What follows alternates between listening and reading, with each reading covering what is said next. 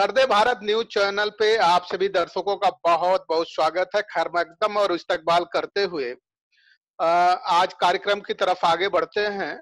आज जिस कार्यक्रम को हमने चूज किया है उस कार्यक्रम का नाम है, और खास तौर से उसको चूज करने की जरूरत क्यों पड़ी वो भी अभी जैसे ही ये जंगे सुखन में हम लोग शरीक होंगे और उसका आगाज होगा तो आप सब समझ जाएंगे कि आखिर क्यों उस मुद्दे को शरीक किया गया। क्या वजह है कि जेईई और नीट NEET नीट की परीक्षाओं को कराने की इतनी जिद क्यों पकड़ लिया है, जब हमारे देश के गृह मंत्री जो बकायदा सोशल डिस्टेंसिंग फॉलो करते हैं, जो बकायदा सैनिटाइजर यूज करते हैं, मास्क यूज करते हैं।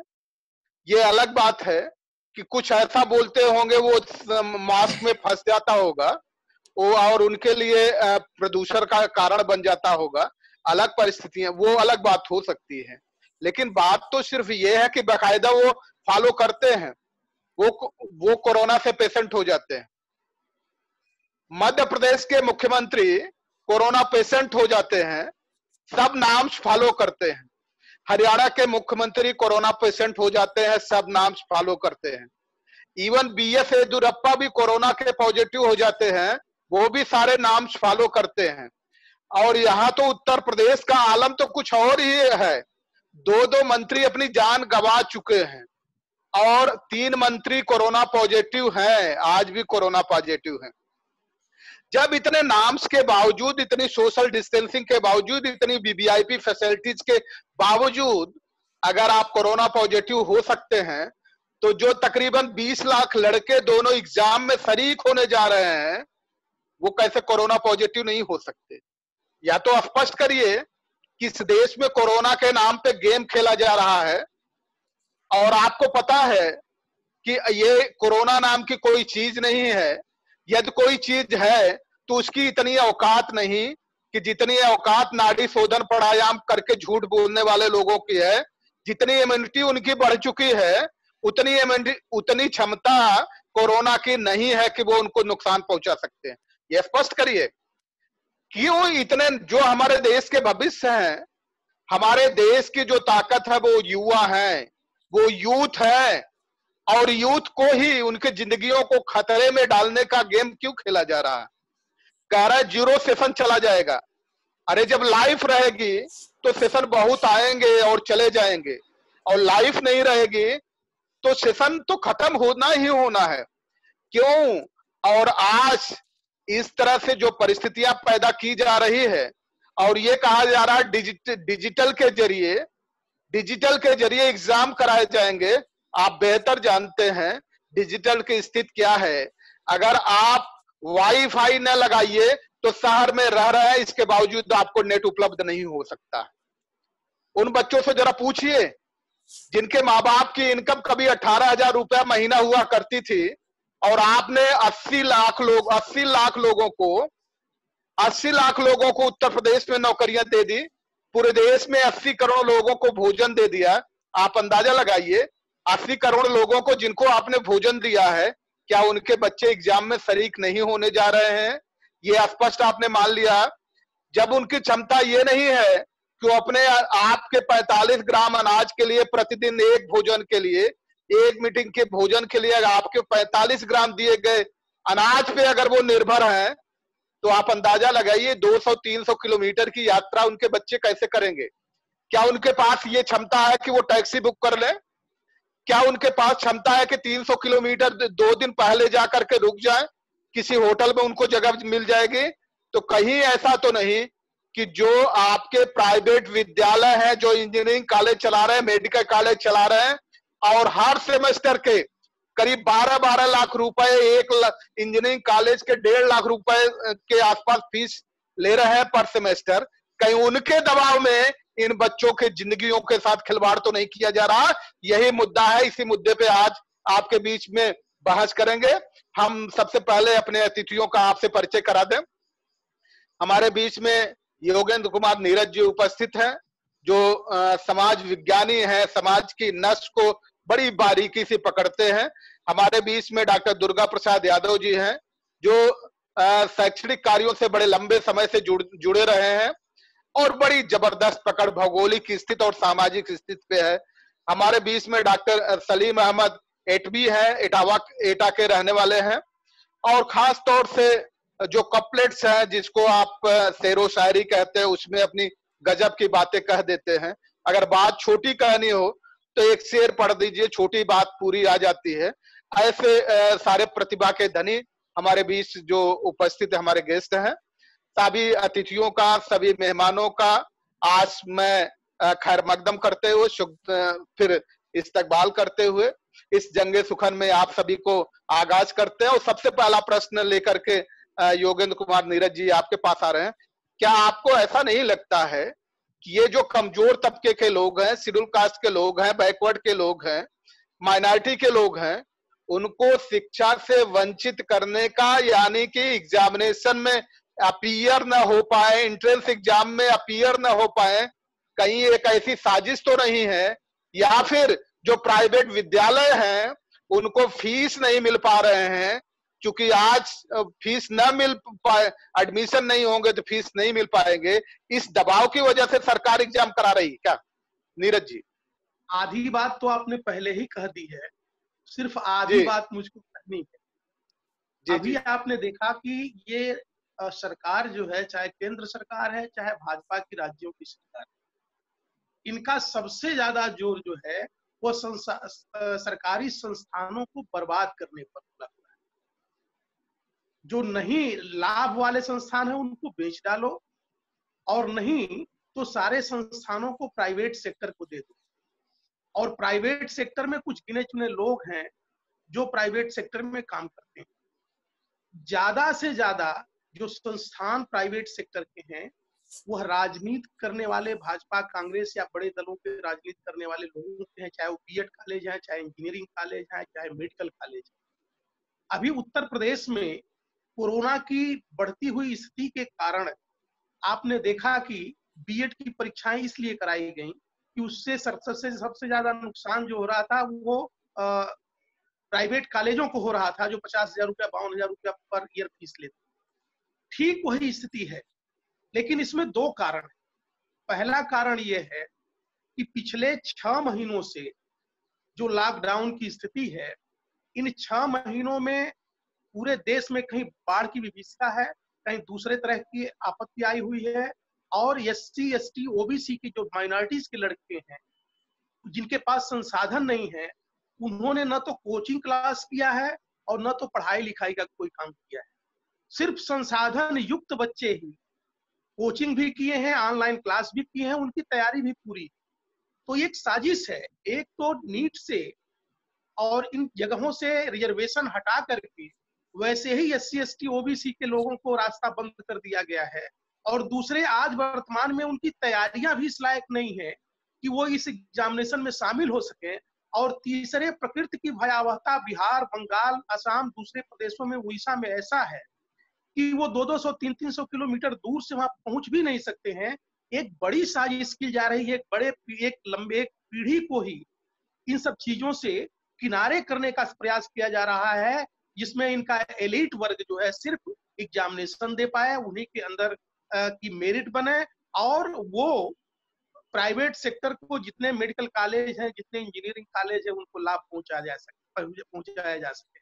ये सबसे बड़ा कारण है, और इन्हीं के दबाव में ये नीट की और इंजीनियरिंग की परीक्षाएं हो रही। अन्यथा वर्तमान में जो देश के हालात हैं, इस हालात में परीक्षा 1 महीने 2 महीने टालना कोई बात नहीं है। आखिर सितंबर तक स्कूल कॉलेज बंद कर दिए गए हैं। सेंट्रल गवर्नमेंट ने कह दिया कि सितंबर तक स्कूल कॉलेज नहीं चले, तो फिर परीक्षाएं क्यों सितंबर में ले रहे हो भाई? सितंबर के बाद कर हो सकता परिस्थितियां कुछ अनुकूल हो, बाढ़ की विभीषिका खत्म हो, कुछ महामारी की परिस्थितियां अनुकूल हो, नहीं तो 1 महीने 2 महीने टालने में क्या हर्ज है? इसको समाप्त करने की बात कोई नहीं कह रहा है, सब लोग ये कह रहे हैं कि इसको सिर्फ स्थगित कर दिया जाए। लेकिन स्थगित करने का मतलब ये होगा कि पूरा समग्र समाज इसमें शामिल होने पहुंच जाएगा। यही ये नहीं चाहते, क्योंकि इनको जी डॉक्टर साहब, योगेन जी आपके पास आ रहे हैं। उस समय आपकी आवाज नहीं आ पा रही थी तो हम पूरी बात नहीं सुन ले पाए आपको, लेकिन अब प्रश्न थोड़ा हम बदल रहे हैं। आप प्रश्न ये बदल रहे हैं कि अगर 5 लोग मिलकर के ताजिया दफन करने जाएंगे तो कोरोना फैलने का डर है, लेकिन 20 लाख लोग, अगर 20 लाख नौजवान बच्चे हमारे एग्जाम में शरीक होंगे तो क्या कोरोना फैलने का डर नहीं है क्या? जी योगेन जी। ये पूरी तरह से कोरोना फैलने का डर है और सरकार भी इसको जानती है। आज देश में क्रमशः जितने ही टेस्ट बढ़ रहे हैं उसी की रफ्तार में कोरोना की स्पीड बढ़ रही है, जो कि कोई मेडिसिन नहीं है। ये प्राकृतिक रूप से जो लोग ठीक हो जा रहे हैं उस पे सरकार अपनी पीठ थपथपा रही है। कम से कम इसको अपनी एसओपी में ये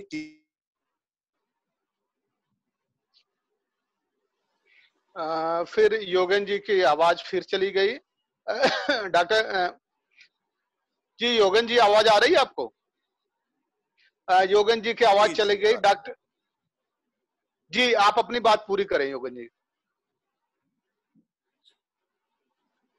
हाँ, तो मैं कह रहा था कि गवर्नमेंट ऑफ इंडिया की जो अपनी इस समय की स्ट्रेटेजी है वो वही जाने, लेकिन वर्तमान में कोरोना जिस तरह से तेजी के साथ रफ्तार पकड़ रहा है और डॉक्टर्स का अभी भी ये अनुमान है या संपूर्ण विश्व में चिकित्सकों का अनुमान है कि जी आवाज फिर ब्रेक हो गई। डॉक्टर सलीम अहमद जी आपके पास हम आ रहे हैं और आपसे समझने की कोशिश करेंगे कि ये देश में जो सरकार है वो लोगों को कोरोना कह रही है, कोरोना कोई वायरस है, लेकिन वाकई जो इसका चरित्र है सरकार का, पूरे देश को ये बताने की कोशिश कर रही है क्या कि कोरोना, कोरोना नहीं कोरोना, मतलब कोई काम न करो जो आपके प्रगति के पथ पे आपको ले जा सकती हो, वो काम करो न। क्या इस रणनीति पे चल रही है आगे क्या? जी राणे साहब, बहुत शुक्रिया आपका। देखिए, मुझसे पहले जो अतिथि हैं हमारे आदरणीय यादव सर और योगेन जी, उन्होंने अपनी बात बड़े सलीके से रखने की कोशिश की है।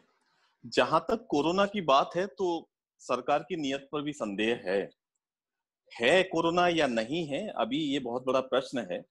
कोरोना के केसेज बढ़ रहे हैं या बढ़ाए जा रहे हैं, बढ़ा के दिखाए जा रहे हैं, ऐसे भी रिपोर्ट्स आ रही हैं। प्राइवेट अस्पतालों में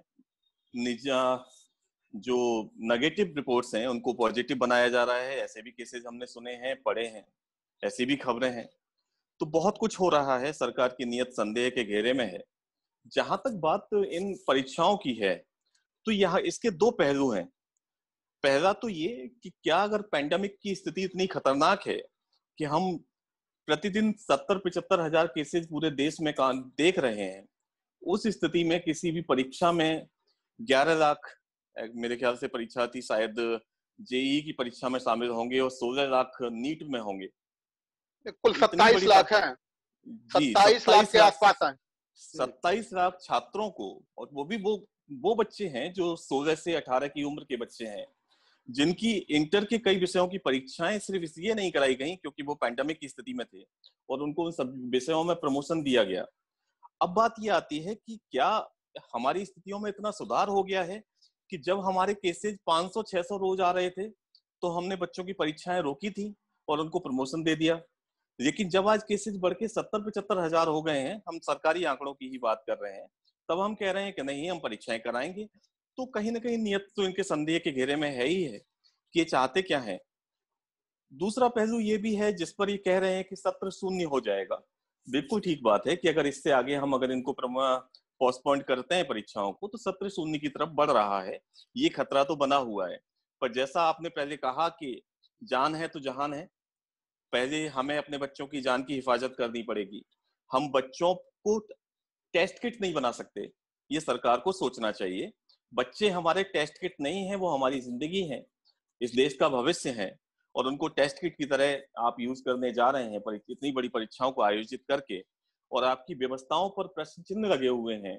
अभी बीएड के एग्जाम में क्या अव्यवस्थाएं फैली, बीईओ की परीक्षा में जो अव्यवस्थाएं फैली वो सबने देखी हैं। तो वाकई एक गंभीर प्रश्न है कि आखिर ऐसा क्यों किया जा रहा है, इनकी मंशाएं क्या हैं। बहुत मुश्किल है कि किस तरह से अपनी दोहरी नीयत के साथ आगे बढ़ रहे हैं। जी राणे जी।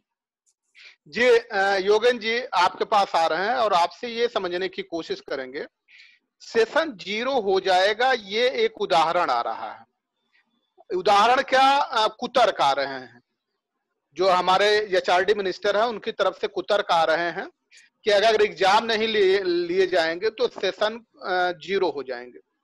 चलिए उस पे भी एक प्रश्न हम ले लेते हैं, जरूरी है उनकी भी बात करना जरूरी है कि सेशन अगर आप सितंबर की बजाय अगर अक्टूबर में और नवंबर में एग्जाम ले और ये एडमिशन जनवरी या क्लासेस जनवरी या दिसंबर से शुरू हो, दूसरी क्लास आप जुलाई से शुरू कर सकते हैं, तो सेशन 0 कैसे हो सकता है? सेशन 0 तो होने की स्थिति नहीं बन रही है।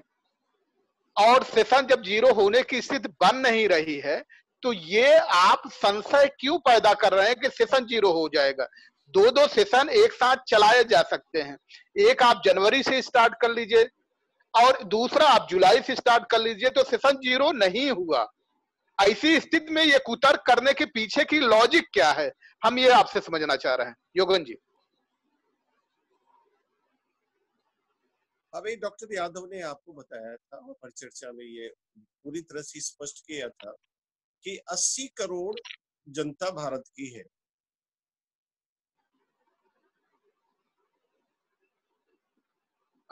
फिर योगेन जी की फिर आवाज चली गई और यही प्रश्न लेकर के डॉक्टर दुर्गा प्रसाद यादव जी आपके पास आ रहे हैं। ये आज आपको दोस्ती निभानी पड़ रही, योगेन जी की दोस्ती निभानी पड़ रही है, वो पता नहीं क्यों। ये नेटवर्क की प्रॉब्लम, यही आप समझ लीजिए, यही नेटवर्क की प्रॉब्लम है। ये गोरखपुर में बैठे हैं, जहां के मुख्यमंत्री हैं, हमारे प्रदेश के मुख्यमंत्री जहां के हैं, वो आलम है कि इनकी बात तक नहीं आ पा रही है। आप ये समझ लीजिए कि ऑनलाइन एग्जाम कैसे देंगे, कैसे बच्चे देंगे और कैसे वो पढ़ाई किए होंगे, ये समझने की कोशिश कर रहे हैं। योगेन जी अगर आवाज आ रही तो आप अपना जवाब दे दीजिएगा प्लीज। हाँ, मैं ब्रीफ में दे देता हूँ जवाब जल्दी से कि 80 करोड़ के लिए तो आपने राशन बांटे थे, वे बच्चे दुर्गम एरियाज में हैं, कोचिंग्स बंद चल रहे हैं, उनके प्रिपरेशन तो प्रॉपर है नहीं।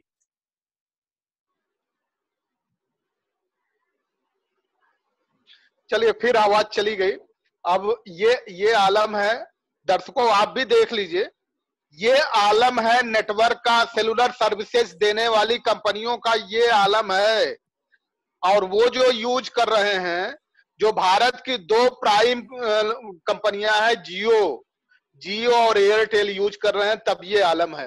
डॉक्टर दुर्गा प्रसाद जी आपसे समझना चाहेंगे कि आप ये बताइए, जब इस तरह का नेटवर्क की ये प्रॉब्लम है, बच्चों का ये कहा जाए उनकी प्रिपरेशन नहीं है, तो इस बात से हम सहमत नहीं हैं।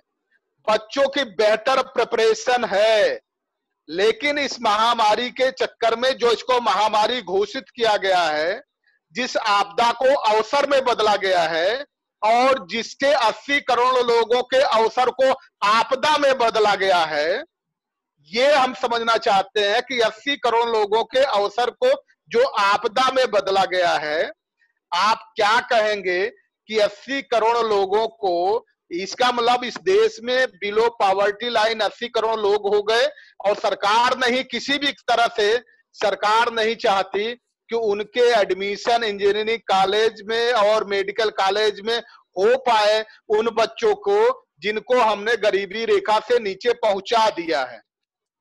जी डॉक्टर दुर्गा प्रसाद यादव जी। राणे साहब ये बात तो है ही, लेकिन इस सरकार की एक विशेषता है। विशेषता ये है कि काम जो करना चाहती है उसके पीछे कुछ ऐसे लॉजिक छोड़ देती है, मीडिया के माध्यम से छेड़ देती है कि पूरा देश उसी में परेशान है वाद विवाद करने में, और वही है कि कहीं पे निगाहें कहीं पे निशाना। इस समय देश की असली समस्या क्या है, जड़ यहां है। महामारी के बहाने देश की सरकारी संस्थान बेचे जा रहे हैं, उस तरफ कोई चर्चा नहीं हो रही। वर्तमान में देश की फाइनेंशियल स्थिति, आर्थिक स्थिति इतनी खराब है कि केंद्र सरकार राज्य सरकारों को 3 महीने 4 महीने से उनका जीएसटी का हिस्सा भी नहीं दे पा रही। अब उसने जानबूझ करके ये पैतरा खेला है कि बच्चों के नाम पर लोग आपस में बहस करेंगे। अभी देखिए इतनी समय मीडिया में क्या चल रहा है, पिछले 1.5-2 महीने से सिर्फ सेंसर हो गया है कि सिर्फ सुशांत की चर्चा होगी, इसके अलावा और किसी की चर्चा नहीं। और पिछले 1 हफ्ते से सिर्फ नीट की और जेईई की परीक्षा की चर्चा हो रही है। किसी का भी ध्यान इस देश की जो मूल समस्या है, फाइनेंशियल समस्या है, उसकी तरफ नहीं है। मैं आपको विश्वास दिलाता हूं, इस देश की जो फाइनेंशियल स्थिति है, आने वाले 3 से 4 महीनों में वो स्थिति हो जाएगी कि लोग भूखों मरने को मजबूर हो जाएंगे, सरकार की वो स्थिति हो जाएगी। और इनका ये हमेशा से इरादा रहा है, जब भी कोई काम करना होता है, किसी तरफ से ध्यान डाइवर्ट करना होता है, तो उसको दूसरी तरफ ये फंसा देते हैं। आज हम लोग जो यहाँ जी और नेट पर बहस कर रहे हैं, उसका एकमात्र कारण, इनका उद्देश्य परीक्षा कराना या नहीं कराना नहीं, पूरे देश को इस परीक्षा के बहाने एक बहस में झोंकना इनका उद्देश्य। ये भी जान रहे हैं कि देश की 60% से लेकर 80% की जनसंख्या जो है वो इस स्थिति में नहीं है कि जहां 200-200 किलोमीटर 300-300 किलोमीटर दूर भेज करके अपने बच्चों से परीक्षा करवा सके, या उन बच्चों की तैयारी नहीं। ये भी जानते हैं कि 2 महीने 3 महीने टालने से कोई बनने बिगड़ने वाला नहीं। लेकिन देश में बहस का मुद्दा बदल जाए, लोग मूल समस्या की तरफ न जा पाए, इस नाते ये सारी क्रियाएं की जा रही। और उसका सबसे बड़ा उदाहरण आप देख लिए, सुशांत केस है। पिछले 2 महीने से सिर्फ मीडिया पे लगता है दूसरा कोई केस इस देश में है ही नहीं, सिर्फ सुशांत मर्डर केस ही सबसे महत्वपूर्ण हो गया है। और आज नीट और जेईई की परीक्षा के बारे में सरकार जो कुछ भी कर रही है, परीक्षा कराए न कराए असल मुद्दा ये नहीं है। इसके पीछे की जो लॉजिक है वो मैंने पहले ही कह दिया कि एससी एसटी ओबीसी के वो बच्चे जो 70% 80% से ज्यादा देहात में रहते हैं, जिनके पास इस तरह की इलेक्ट्रॉनिक सुविधाएं नहीं है, उन लोगों को जिनकी तैयारी नहीं है, इस परीक्षा के माध्यम से पूरे 1 साल के लिए मेडिकल और इंजीनियरिंग के क्षेत्र से बाहर करने का है और सिर्फ एलिट वर्ग के बच्चों को अंदर करने का है। और उसके माध्यम से जानते हैं एलिट के वर्ग के बच्चे जाएंगे तो अच्छा फंड देंगे। वो बच्चे जो छोटे वाले जाएंगे, अगर मेरिट के आधार पर जाएंगे तो सरकारी कॉलेज में जाएंगे, नहीं तो उनकी स्थिति नहीं है कि वो फंड देने की स्थिति में रहेंगे। तो मूल प्रश्न ये है राणे साहब, और कोई बात नहीं। जी डॉक्टर सलीम साहब आपके पास आ रहे हैं। इलिट एंट्री, बाकी को डिलीट, ये इलिट और डिलीट का गेम चल रहा है। और हमें जो समझ में बात आ रही है वो बात कुछ और है। बात यह है कि इस गवर्नमेंट ने नेशनल रिक्रूटमेंट एजेंसी अभी फॉर्म किया है। उस नेशनल रिक्रूटमेंट एजेंसी की इतनी औकात नहीं है कि इतने बच्चों को एग्जाम कराने का व्यवस्था कर सके। और अगर इसको टाल करके कुछ दिन टाल देगी तब भी व्यवस्था का प्रश्न उठेगा, बहुत बड़े पैमाने पे व्यवस्था का प्रश्न उठेगा, जिसे दुर्व्यवस्था कहा जाएगा। तो कहीं ऐसा तो नहीं अपने इस निकम्मेपन को छुपाने के लिए अभी ये जिद की जा रही कि अभी एग्जाम कराए जाएं, तो कम से कम 50 से 60% ऐसे बच्चे होंगे जो एग्जाम छोड़ देंगे, तो इनके इस निकम्मेपन के दुर्व्यवस्था के नाम पे अंगुली नहीं उठेगी। कहीं ये साजिश तो नहीं है? देखिए राणे साहब, ये तो सच है कि जिनके घरों में गाड़ियां हैं या जो प्राइवेट टैक्सी का खर्चा झेल सकते हैं, वो बच्चे तो परीक्षाएं नहीं छोड़ने वाले। परीक्षाएं वही छोड़ेंगे जो देहात में हैं, जिनको पब्लिक ट्रांसपोर्ट लेना है, क्योंकि इन्फेक्शन का खतरा भी उन्हीं को है। पब्लिक ट्रांसपोर्ट से आएंगे, भीड़ में आएंगे, तो इन्फेक्शन का खतरा भी उनको बनता है। और जिनके पास अपनी गाड़ियां हैं वो बच्चों को लेकर के जा सकते हैं, परीक्षाएं करा सकते हैं। तो इसमें कोई संदेह नहीं है कि वो वर्ग जो रईस वर्ग कहलाता है, जिसको हम एलीट कहते हैं, वो अपने बच्चों को परीक्षा में अपीयर करा देगा। और एक गरीब की जो पिछड़ा समाज है या जो एससी समाज है, माइनॉरिटी समाज है, इनकी आर्थिक स्थिति उतनी अच्छी नहीं है कि बच्चा सेंटर से 200 किलोमीटर दूर है, वहां से 5000 या 4000 में टैक्सी हायर करे और एग्जामिनेशन सेंटर पर जाके परीक्षा दे दे। तो ये ये तो होगा, जैसा बीईओ के एग्जाम में हुआ। बीईओ में जो अपीयरिंग परसेंटेज था वो काफी गिरा, ये देखने को मिला। एक कमरे में जहां 40 कैंडिडेट बैठने चाहिए थे, उसमें मुश्किल 12-13 कैंडिडेट अपीयर हो रहे थे। तो ये रिजल्ट तो आना है। प्रेजेंट जो है परसेंटेज गिरेगा, और वही बच्चे छोड़ेंगे जिनके पास साधन नहीं है। तो इसको सोचना चाहिए, इस पर विचार होना चाहिए था।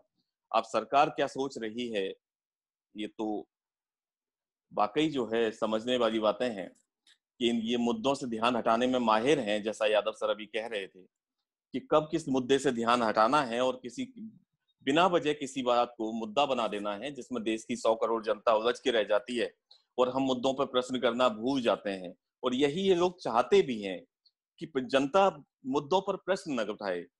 कभी उनको जमातियों में उलझा दो, कभी उनको रिया और सुशांत में उलझा दो। जो आर्थिक समस्याएं हैं, जो बेरोजगारी की समस्याएं हैं, जो भुखमरी की समस्या है, जो शिक्षा की बाकी समस्याएं हैं, उन पर बात ही मत करो। और इसमें वो माहिर हैं और अपना खेल बड़े बखूबी कर रहे हैं। जी जी डॉक्टर दुर्गा प्रसाद यादव जी, अब आपके पास आएंगे और अंत में पंच लाइन लेने की कोशिश करेंगे। हंसी आती है मुझको हजरते इंसान पे, हंसी आती है मुझको हजरते इंसान पे, फेले बद तू खुद करे लानत करे शैतान पे। ये साजिशें सरकार में बैठे हुए लोग अपने निकम्मेपन को छुपाने के लिए कर रहे हैं, और दोषारोपण कोरोना का। ये जो इस समय जिद की जा रही है, दो चीजें हैं। एक तो अपने निकम्मेपन को छुपाने के लिए, और दूसरा जो प्राइवेट विद्यालय हैं, जैसा कि आपने कहा, जनरली कभी डकैत हुआ करते थे बीहड़ों में, आजकल बीहड़ खत्म हो गए, तो उन डकैतों ने अपना स्थान या तो असेंबली को बना लिया है, या तो पार्लियामेंट को बना लिया है, या फिर शिक्षा के क्षेत्र को बना लिया है। शिक्षा के लिए जो विद्यालय होते थे, बेहतर विद्यालय होते थे, उसको बना लिया है। जो कहा जाता है कि ये प्रॉफिटेबल बिजनेस नहीं है, ये चैरिटी है, विद्यालय खोलना चैरिटी है। और आज हर कोई जानता है कि विद्यालय से बड़ा उद्योग इस देश में कोई नहीं है। तो आपका पंच लाइन लेना चाहेंगे, क्या ये विद्यालय के जो बढ़ते हुए बेहतरीन उद्योग हैं, उन उद्योगों को सुरक्षा और संरक्षा के लिए ये जिद की जा रही क्या, एग्जाम कराने की? राणे साहब, ये बात तो मैं पहले से कह रहा हूं, मैं बार बार इस बात को कह रहा हूं कि जो 80% जनसंख्या है, उनके बच्चे डोनेशन नहीं दे सकते। वो लड़के मेरिट के आधार पर अगर सरकारी कॉलेज पाएंगे तो वो वहां एडमिशन ले सकते हैं, चाहे इंजीनियरिंग हो चाहे मेडिकल। लेकिन प्राइवेट कॉलेज में 15 lakh 16 lakh per year donation देने की स्थिति उनकी नहीं है।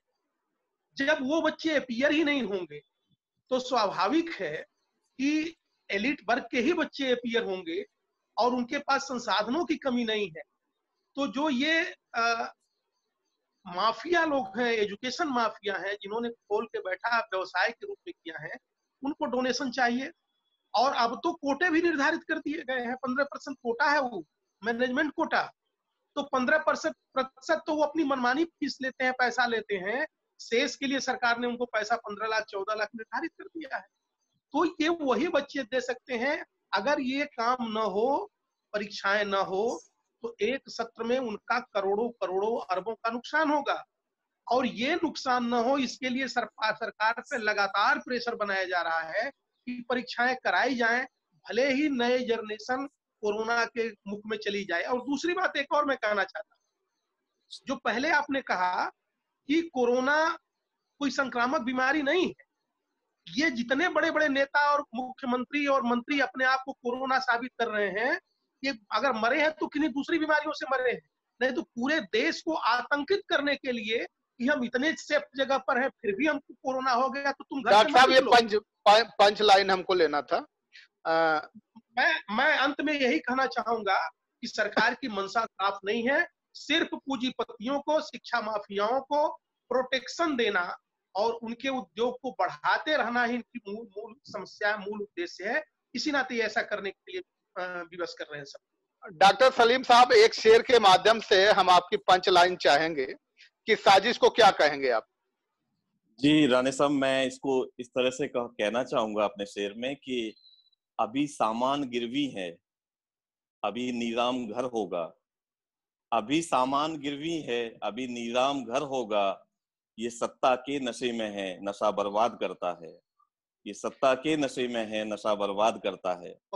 तो जिनका ये जुमला था कि मैं देश नहीं बिकने दूंगा, वो एक एक करके घर का सारा सामान बेच रहे हैं और वो स्थिति भी आएगी कि घर की भी नीलामी करने पर आमादा हो जाएंगे। तो देखिए, इनकी नियत तो हमेशा से संदेह के घेरे में है। बहरहाल ये कहा जा सकता है कि इन परीक्षाओं को लेकर अगर इन्होंने ये कुछ डेट्स डिसाइड कर दी हैं, तो कम से कम ये इतनी व्यवस्थाएं करें कि उन बच्चों की सेहत से खिलवाड़ ना हो। अब उसके लिए उनकी व्यवस्थाएं क्या हैं, इस पर वो बात करना नहीं चाहते, उसको ओपन करना नहीं चाहते, और किस तरह से उसको मैनेज करेंगे। अगर एक बच्चा भी इन्फेक्शन में आया तो उसका जिम्मेदार कौन होगा, उसके लिए जवाबदेही किसकी होगी, इस पर बात होनी चाहिए। जी राणे साहब। जी, जिम्मेदारी होनी चाहिए, और इस जिम्मेदारी का आलम यह है, व्यवस्था का आलम यह है कि जब चीफ मिनिस्टर को हम नहीं बचा पा रहे हैं और गृह मंत्री को, देश के गृह मंत्री को कोरोना पॉजिटिव होने से नहीं बचा पा रहे हैं, हरियाणा के चीफ मिनिस्टर को नहीं बचा पा रहे हैं, मध्य प्रदेश के चीफ मिनिस्टर को नहीं बचा पा रहे हैं, कर्नाटक के चीफ मिनिस्टर को नहीं बचा पा रहे हैं, तो और कितने नाटक चलेंगे? जब उनको हम नहीं बचा पा रहे हैं, तमाम सुविधाओं के बावजूद उनको नहीं बचा पा रहे हैं, तो इन बच्चों को कौन सी सुविधा आप दे पाएंगे जो बचा देंगे? क्या सरकार इस समय उनके जो अपने गंतव्य, अपने जो स्थान है, उनके रहने के स्थान से गंतव्य तक कोई साधन मुहैया कराएगी? यदि हाँ, तो मान लेते हैं कि सरकार की नीयत बिल्कुल साफ है, सुथरी है, जो कि संभव नहीं है, संभव हो ही नहीं सकता। जब इस देश में बड़े बड़े लोग जिनको सारी सुविधाएं उपलब्ध हैं, उन उपलब्ध सुविधाओं के बावजूद अगर आप कोरोना के मुंह गाल में समा जाते हैं, बहुत सारे लोग जो ऐसा शेर है कोरोना जिसके दांत टूट गए हैं, तो वहां से निकल आते हैं। चेतन चौहान और कमला रानी जैसे लोग रहेंगे तो वो उनके गाल में समा जाएंगे, वो दांत वाले शेर के मुंह में चले जाते हैं तो समा जाएंगे। और निश्चित तौर पे जब इस तरह की स्थिति बनती है, कोई मिनिस्टर मरेगा तो शायद उसको पेपरों में, मीडिया में अच्छी जगह मिलेगी। कोरोना से मंत्री भी मरे हैं, वैसे कम कोरोना से मंत्री नहीं मरते हैं मेरे ख्याल से। शायद अब इस बात को ध्यान में रख करके ये है, ऐसा लगता है इस सरकार ने या तो दो चीजें, या तो मैनेजमेंट के दबाव में है या फिर WHO और बिल गेट्स के दबाव में है, जिन्होंने इनको टारगेट निर्धारित कर रखा है कि आपको भारत से कम 135 करोड़ की आबादी वाले भारत से कम हमें 1.5 करोड़ कोरोना पॉजिटिव लोग चाहिए। अगर 1.5 करोड़ कोरोना पॉजिटिव ये टारगेट आप नहीं पूरा कर पाएंगे तो आखिर जो कोडिंग क्लासेज हम चला रहे हैं वो पूरे कैसे होंगे? कोडिंग क्लासेज तो तभी सफल होंगे ना जब लोग डरेंगे, लोग क्लास में जाने से डरेंगे। ये मुद्दे हैं देश के सामने, ये प्रश्न छोड़ करके जा रहे हैं। क्योंकि बिल गेट्स का कोडिंग क्लासेज चलना चाहिए, और आजकल तो ये आ गया, आप पता लग गया कि बिल गेट्स क्यों भारत सरकार को मदद कर रहे थे। इसमें जरा विचार करिए और भारत सरकार की साजिशों पे विचार करिए। हमारे साथ जुड़ने के लिए आप सभी मेहमानों का बहुत बहुत धन्यवाद, हमारे दर्शकों का भी बहुत बहुत धन्यवाद, और सभी को एक बार फिर जाते जाते नमस्कार, सत श्री अकाल, सब्बा खैर, नमो बुद्धाय, जय भीम। बाकी जिसके जो अभिवादन करने के तरीके हैं उन सारे तरीकों से अभिवादन करते हुए अंत में फिर एक बार आप सभी का बहुत